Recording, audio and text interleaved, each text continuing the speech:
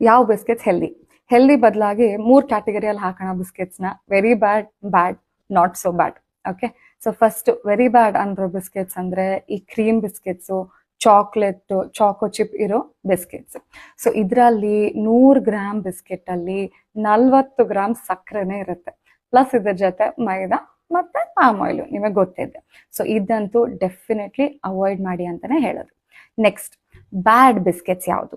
Very sorry to disappoint, but ನೀವೆಲ್ಲ ದೊಡ್ಡವರು ಯಾರು ಟೀ ಅಲ್ಲಿ ಅದ್ಕೊಂಡು ಬಿಸ್ಕೆಟ್ಸ್ ತಿಂತಿರೋ ಇದನ್ನೆಲ್ಲ ಬ್ಯಾಡ್ ಬಿಸ್ಕೆಟ್ಸ್ ಕ್ಯಾಟಗರಿಯಲ್ಲಿ ಬರುತ್ತೆ. ಯಾಕೆ ಅಂತ ಹೇಳಿದ್ರೆ ಇದರಲ್ಲಿ 90% ಮೈದಾ ಅಲ್ಲೇ ಮಾಡಿರ್ತಾರೆ. ಅದ್ರ ಜೊತೆ ಅವರು ಪಾಮ್ ಆಯಿಲ್ ಯೂಸ್ ಮಾಡ್ತಾರೆ. ಪ್ಲಸ್ ಇದ್ರ ಜೊತೆನು 25-30 ಗ್ರಾಮ್ ಸಕ್ಕರೆ ಇದ್ದೇ ಇರುತ್ತೆ 100 ಗ್ರಾಮ್ ಬಿಸ್ಕೆಟ್ಗಳಲ್ಲಿ. ಸೊ ಇದನ್ನು ಬೆಟರ್ ಟು ಅವಾಯ್ಡ್.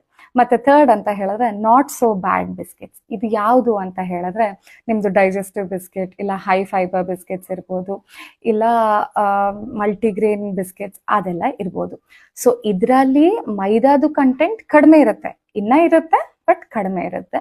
ಅದ್ರ ಜೊತೆನೂ 25-30 ಗ್ರಾಮ್ ಶುಗರ್ ಅಂತೂ ಇದ್ದೇ ಇರುತ್ತೆ. ಪ್ಲಸ್ ಪಾಮ್ ಆಯಿಲ್ ಅಂತೂ ಯೂಸ್ ಮಾಡ್ತಾರೆ.